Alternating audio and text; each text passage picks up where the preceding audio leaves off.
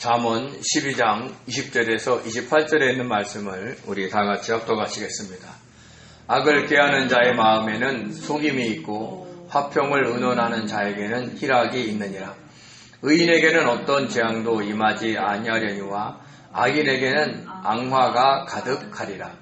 거짓 입술은 여호와께 미움을 받아도 진실하게 행하는 자는 그의 기뻐하심을 받느니라. 슬기로운 자는 지식을 감추어도 미련한 자의 마음은 미련한 것을 전파하느니라. 부지런한 자의 손은 사람을 다스리게 되어도 게으른 자는 불임을 받느니라. 근심이 사람의 마음에 있으면 그것으로 번뇌하게 되나 선한 말은 그것을 즐겁게 하느니라. 의인은 그 이웃의 인도자가 되나 악인의 소행은 자신을 미혹하느니라.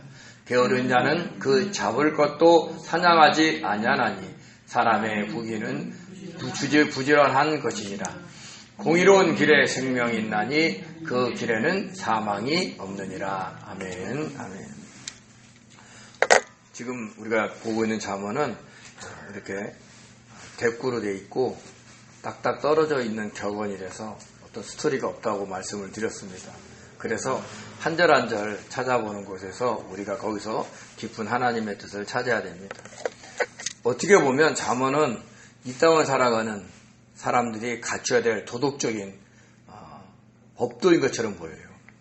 그래서 이것을 도덕적인 기준, 이 땅을 살아가는 사람의 도리로 보면 세상의 명언집보다도 못하는 경우도 있어요. 근데 우리는 이 잠언이 하나님께서 솔로몬을 통해서 우리에게 하시는 말씀이거든요.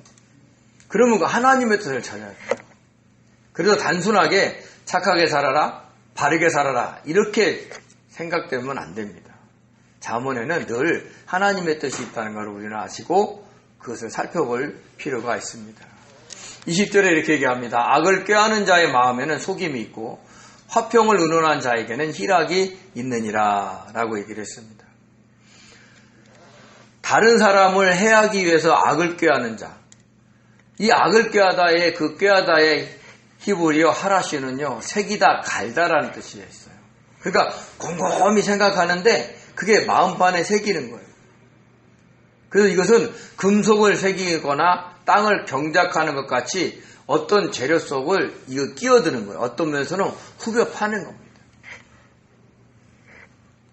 우리가 다른 사람에게 악을 행하려면 뭘 넘어야 되냐면 우리 안에 있는 선한 양심이라는 벽을 넘어야 돼요. 근데 사람들이 갖고 있는 하나님 허락하신 그 양심이 있거든요. 근데 그 양심을 무디게 해서 다른 사람에게 해를 끼치려는 마음을 가지려면 그 선한 양심을 파내야 돼요. 그리고 거기다가 악한 마음을 집어내야 돼요. 그래서 이 단어를 쓴 거예요. 마치 땅을 경작하듯이 나의 선한 양심의 밭을 경작해서 거기서 악한 마음들을 집어넣어야 된다는 거죠. 이것은 사탄의 역사입니다. 그래서 처음에는 이런 일을 할 때 무척 힘듭니다. 갈등이 있고요.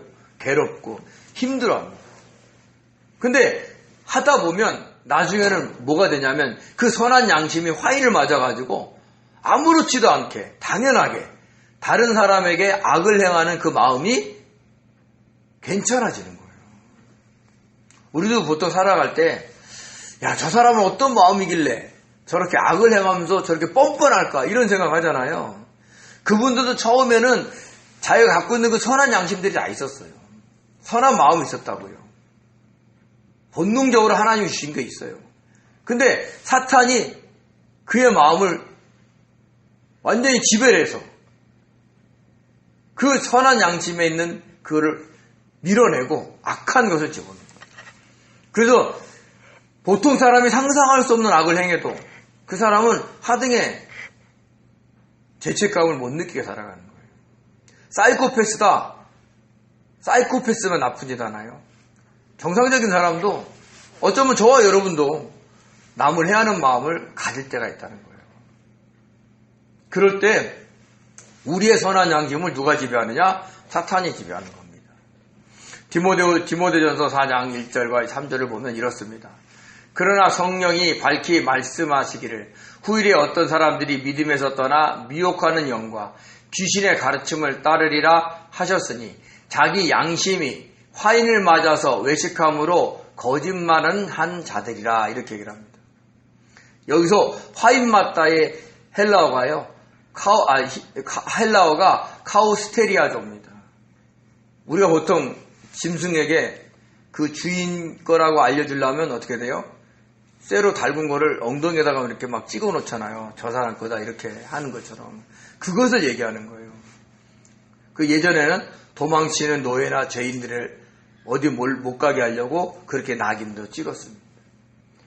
디모데전서에 있는 말은 거짓 선생들이 귀신의 세력으로부터 낙인이 찍혀서 그들의 노예가 됐다는 얘기를 하는 거예요. 그러면서 하나님의 진짜 말씀을 전하지 않고 영주주의의 그런 이단적인 그런 교리를 전파한다고 얘기를 하는 거예요. 그때 양심에 화인을 맞았다고 얘기를 하는 거예요. 이건 내 거다. 즉 악을 꾀하는 자의 마음은 사탄이 그 사람의 마음에 낙인을 찍어놓은 거예요.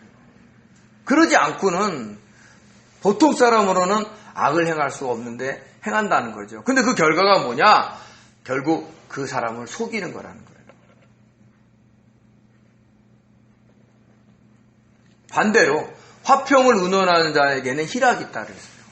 여기서 의논하다는 것은 뭐뭐 하려고 결심하다라는 뜻이 있어요. 그러니까 화평하려고 노력하는 거예요. 그런 사람들에게는 희락이 주어진다고 얘기를 하는 겁니다. 우리가 참 감정이 틀어지면 부부뿐만 아니라 부모와 자식 그리고 또 성도 간의 관계도 좋지 않습니다. 교회는 오고 싶은데 서로 감정이 틀어진 다른 성도가 있다면 교회 오는 게 즐겁겠어요? 안 즐겁겠어요? 안 즐겁죠. 불편합니다. 그러면 그 장벽을 빨리 넘어야 돼요. 그러려면 어떻게 돼요? 어떻게 하면 화평하게 할까? 하는 걸 의논하는, 생각하는 거예요. 결심한다는 얘기를 하는 겁니다. 그러면 그 화평이 이루어지면 어떻게 돼요? 하나님이 주시는 희락이 있다는 거죠. 즉 기쁨과 즐거움이 있다는 거예요. 근데 다른 사람과 화평하려면 내 것을 챙기고 내 주장을 강하게 주장해서 화평을 이룰까요? 못 이룹니다. 대부분 내 주장을 내려놓고 내 것을 내려놓을 때 화평이 와요. 우리 성도님들은 서로 그렇게 하셔야 돼요. 서로. 저분은 늘 내려놔. 그러니까 내가 이번에는 더 밀어붙이면 저 사람도 늘 내려놓으니까 저 사람은 내 말을 따를 거야. 이렇게 생각하면 안 돼요. 서로 섬겨야 되는 거예요. 그러지 않으면 우리가 모든 공동체든 가정이든 오래 견디기가 어렵다는 걸 아셔야 되는 거죠. 그래서 로마서 12장 18절에 이렇게 얘기합니다. 할 수 있거든 너희로서는 모든 사람과 더불어 화목해라. 모든 사람과 더불어 화목하기가 저는 어렵습니다. 솔직하게. 꼭 걸리는 사람 한두 사람 있어요. 이렇게 인생을 좀 살다 보니까 한두 사람은 용서가 안 되는 사람이 아직도 있습니다. 지금은 이제 멀리 떨어져 있어서 연락처도 없고 그러긴 하지만 늘 마음에 있어요. 불편한 마음. 그럴 때마다 기도합니다. 주님, 내가 그 사람을 이해할 수 있게 해달라. 당장 찾아가서 만날 수는 없겠지만 그 사람하고 화평할 수 있도록 영적으로라도. 근데 나부터 준비가 안 돼 있어요. 근데 화평하려고 결심을 생각은 하셔야 돼요. 안 되더라도 언젠가는 하나님이 그 마음 받아서 저의 마음을 넓혀주셔서 그 단계를 넘어가게 해주실 거예요. 지금 안 되는데 막 된 것처럼 할 필요 없어요. 안 되면 안 된다고 주님께 솔직하게 얘기하는 거예요. 그리고 되게 해달라고 기도하는 거예요. 제가 늘 말씀드렸죠. 영적인 단계는 되어지는 거지 내가 되는 게 아니에요. 성령께서 나로 그렇게 만드셔야지 내가 거기 그렇게 만들어지는 게 아니라는 거예요. 그래서 끊임없이 나는 할 수 없고 주님이 해주십시오라는 그 자세로 나가야 제대로 영적으로 성장할 수 있다는 걸 잊지 마시기 바랍니다. 21절에 그랬습니다. 의인에게는 어떠한 재앙도 임하지 아니하려니와 악인에게는 앙화가 가득하리라 그랬습니다. 어떤 재앙? 그러니까 어떤 불행이나 공포도 없다는 거죠. 그러면 생각해 보세요. 저는 사실 좀 고통스러운 일도 있고 행복하지 않을 때도 있거든요. 그럼 저는 의인은 아니죠. 네? 여러분은 어떠십니까? 네? 그러니까 이 문장을 그대로 이해를 하면 나는 의인이 아닐 수 있다는 거예요. 왜요? 나는 어떤 재앙도 있거든요. 그러니까 이런 얘기를 해서 여러분 잘 믿으면 어떤 재앙도 오지 않습니다. 이렇게 얘기하면 안 된다는 거예요.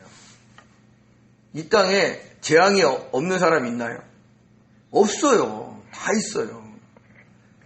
이 얘기는 뭐냐면 우리가 성도는 모든 불행과 고통이 임하지 않는다라는 뜻이 아니라 의인, 즉 의로우신 주님의 뜻대로 살아갈 때, 그때 저와 여러분이 그런 순간이 많으면 많을수록 우리는 불행과 고통에서 벗어날 수 있는 거예요.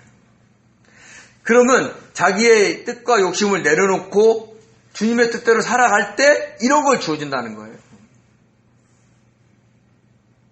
근데 의외로 성도님들도 즉 그 자기 뜻과 욕심을 내려놓지 못하고 살아갈 때가 많다는 겁니다. 저 역시도 그러니까요. 그래서 이 얘기를 단순하게 성도는 항상 행복해야 돼 이렇게 얘기하면 나는 주님을 믿는 성도가 아닐까 이렇게 착각할 수 있어요. 그러니까 잘 이해하셔야 돼요. 여기서 의인은 자기 뜻을 내려놓고 주님의 뜻대로 살아갈 때 그때는 불행과 고통이 오지 않는다라는 것을 이해하셔야 됩니다. 그럼 반대로 악인은 뭐예요? 나쁜 사람?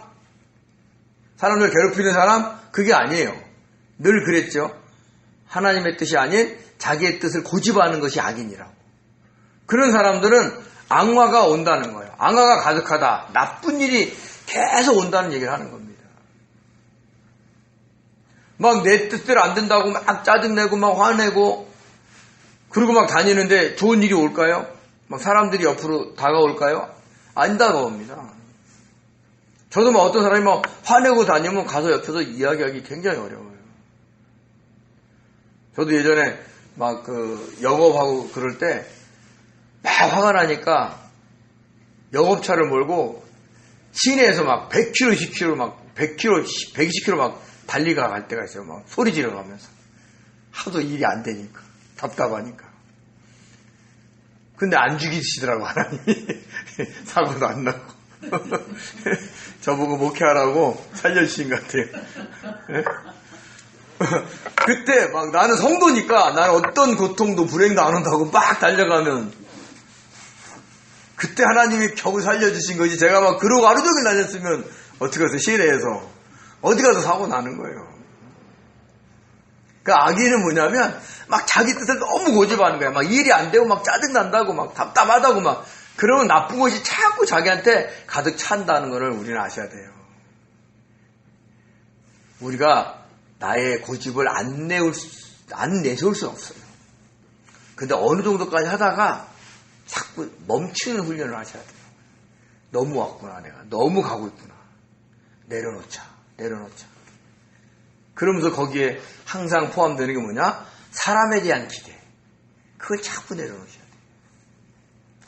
주님에 대한 기대만 있으셔야 돼요. 우리의 도움은 천지를 지으신 여호와 하나님밖에 없어요. 그래서 요즘 제가 늘 버릇처럼 하는 게 뭐냐면 주기도문을 외웁니다.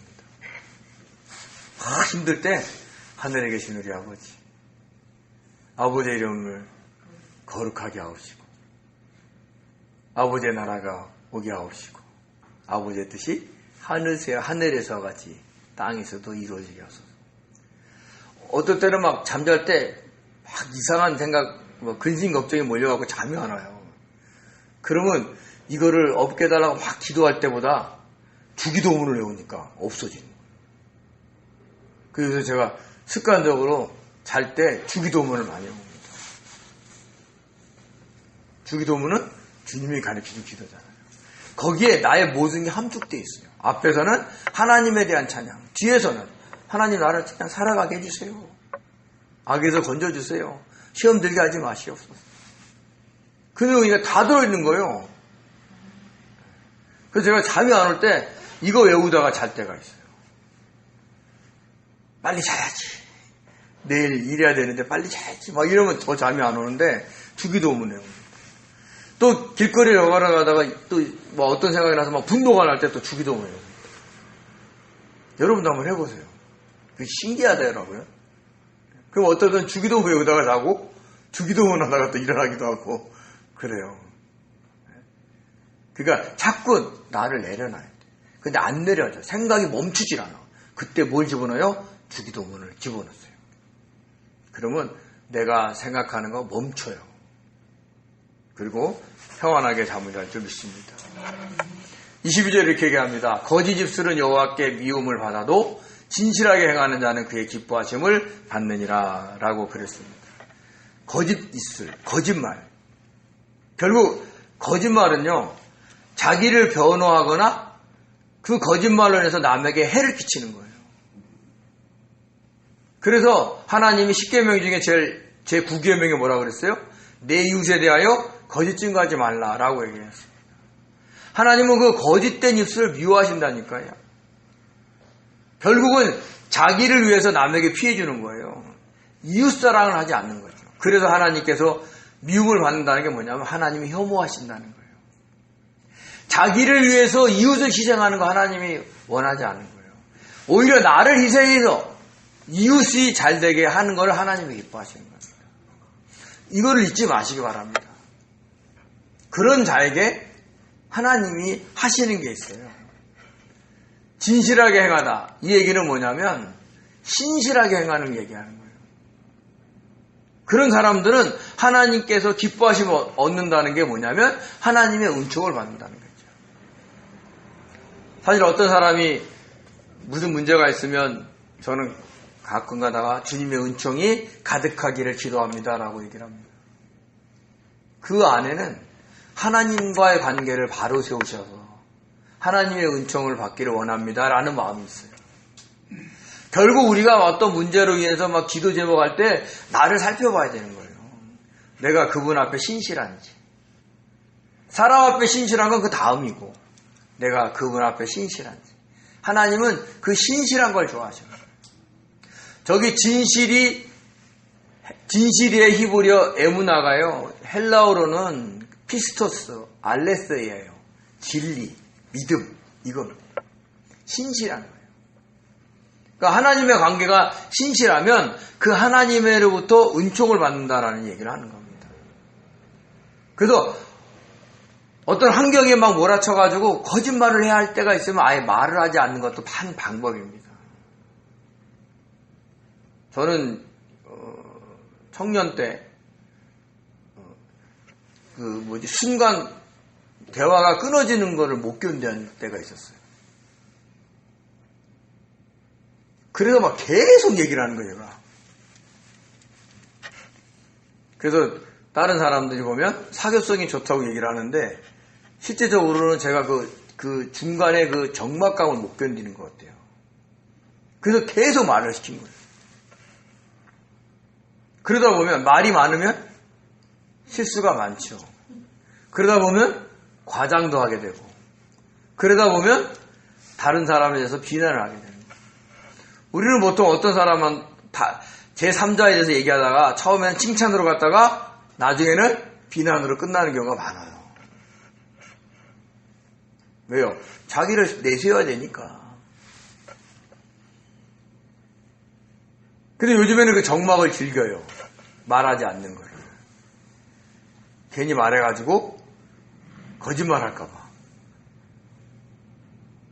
그리고 제가 요새 기억력이 상당히 옛날보다는 떨어져가지고 과거에 했던 일을 정확하게 기억을 못해요.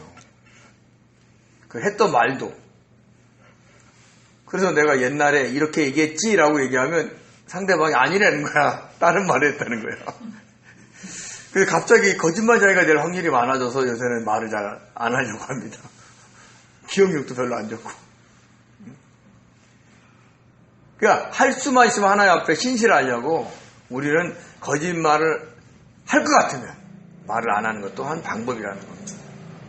23절 이렇게 얘기합니다. 슬기로운 자는 지식을 감춰도 미련한 자의 마음은 미련한 것을 전파한다라고 얘기했습니다. 슬기로운 사람은요 자기의 지식을 감춰요.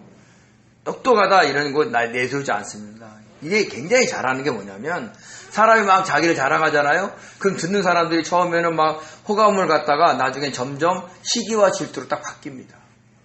그때 사탄의 역사가 와요. 그래서 자기의 막 지혜를 막 자랑하는 사람은 결국 다른 사람으로의 그 시기와 질투를 받은 사탄의 공격을 받게 되어 있어요. 괜히 불행을 불러들일 수도 있거든요. 그래서 슬기로운 사람들은 자기의 지식을 내세우지 않습니다. 다른 사람이 안 알아줘도 내가 이렇게 똑똑한 사람이야 막 그렇게 들리지 않는다니까요. 왜냐하면 그런 영적 원리를 알기 때문에. 나의 지식을 막 자랑하는데 너 시기하면 안 돼? 질투하면 안 돼? 이래가지고 그 사람한테 명령한다고 그 사람이 시기 질투 안 하냐요? 자동적으로 합니다. 그러면 그 사람의 시기 질투의 힘을 사탄이 이용해서 나한테 공격할 수가 있어요. 그래서 자기 지식을 내세우지 않는 것이 지혜롭고 슬기로운 사람입니다. 근데 반대로 미련한 사람은 어떻게 돼요? 제가 이 미련하다의 히브리어 캐실은 멍청한 사람을 표현했지만 성경적으로 보면 자기 뜻을 고집하는 사람을 얘기하는 거예요. 근데 그 사람은 자기의 뜻을 막 그대로 얘기해. 자기가 앞으로 이렇게 할 거다, 내가 저렇게 할 거다 하고 다 사람들한테 알려줘요. 그러면 어떻게 됩니까? 그 사람이 다른 사람이 듣고 그것을 이용하거나 경계할 수도 있죠.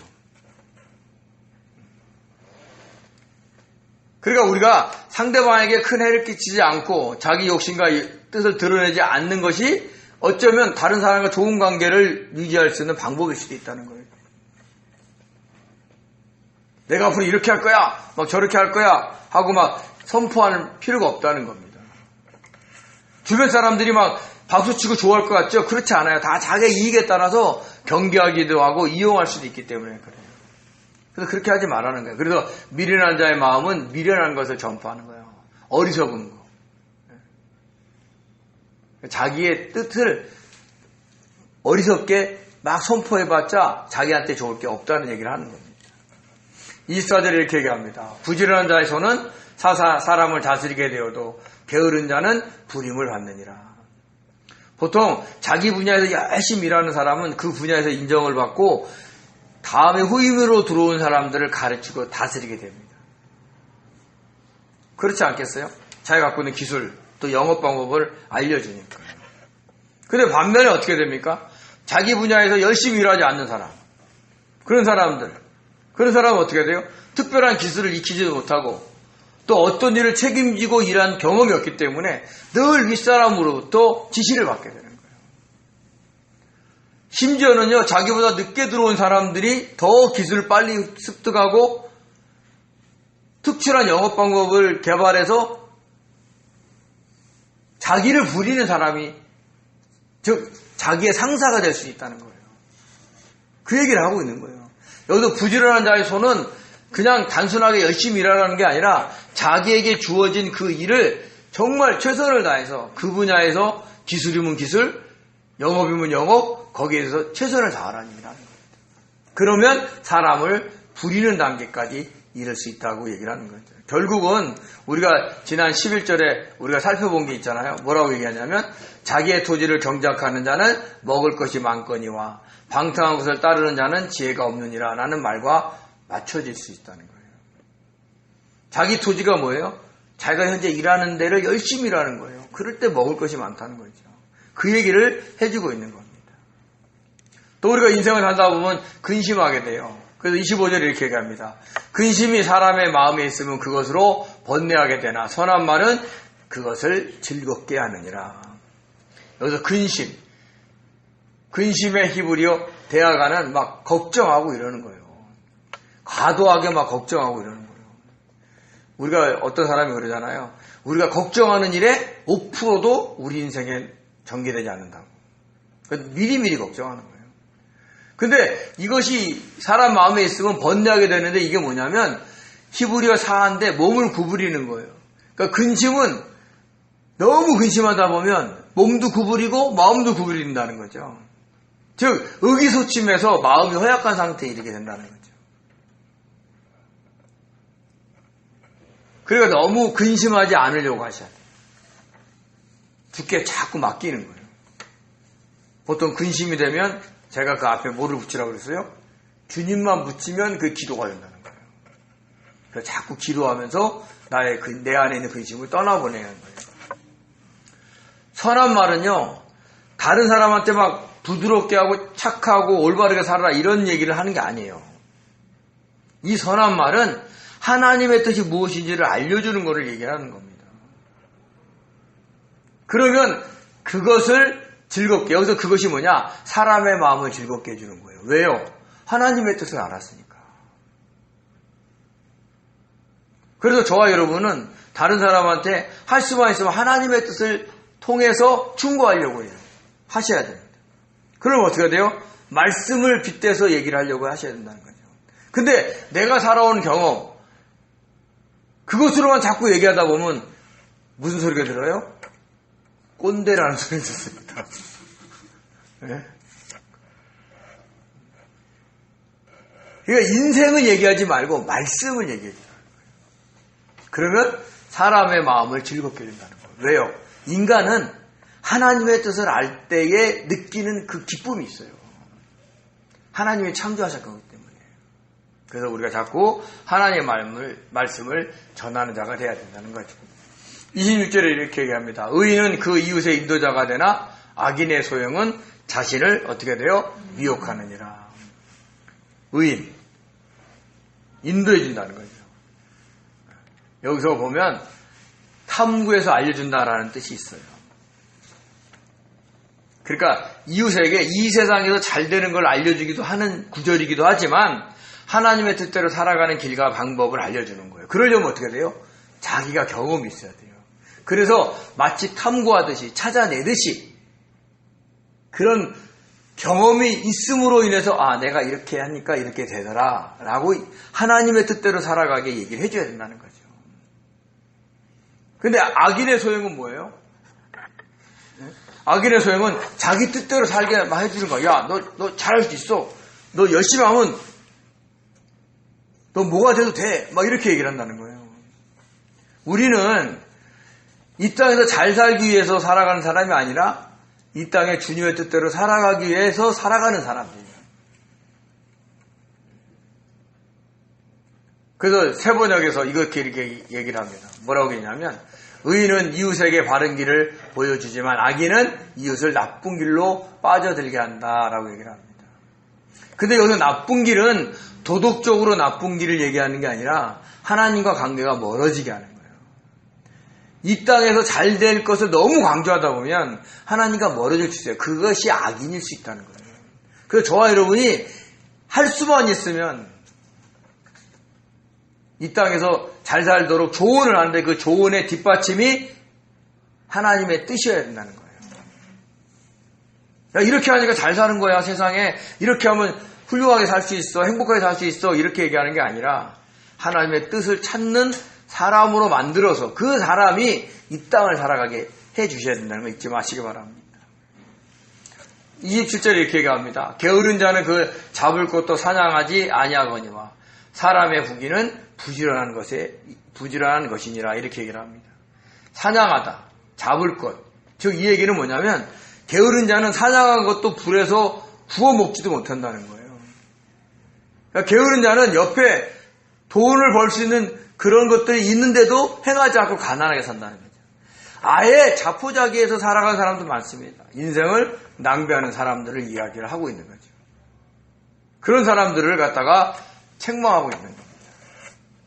그렇지만 사람의 부는요, 부지런함 속에 있는 거예요. 하나님 앞에 신실하듯이 세상에서도 열심히 살아가는 사람들. 그래서 세번역에서도 이렇게 얘기를 합니다. 게으른 사람은 사냥한 것도 불에 구우려 하지 않지만 부지런한 사람은 귀한 재물을 얻는다 이렇게 얘기를 하는 거예요.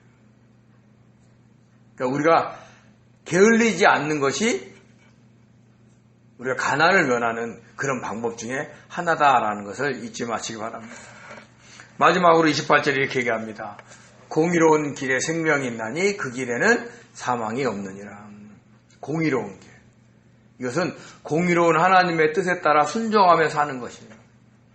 그럼 당연히 사망이 없고 영원한 생명을 얻게 된다는 얘기를 하는 거예요. 즉 복음을 얘기하는 거예요.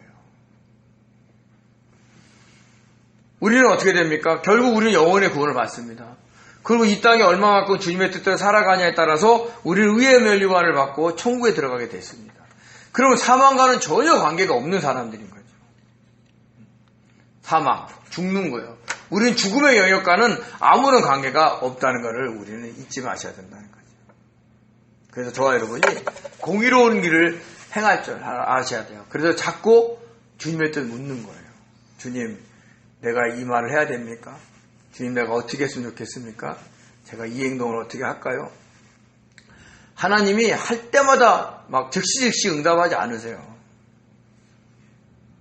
그래도 우리는 끊임없이 묻다 보면 들리진 않지만 하나님이 선한 길로 인도하신다는 걸 경험적으로 알게 돼요.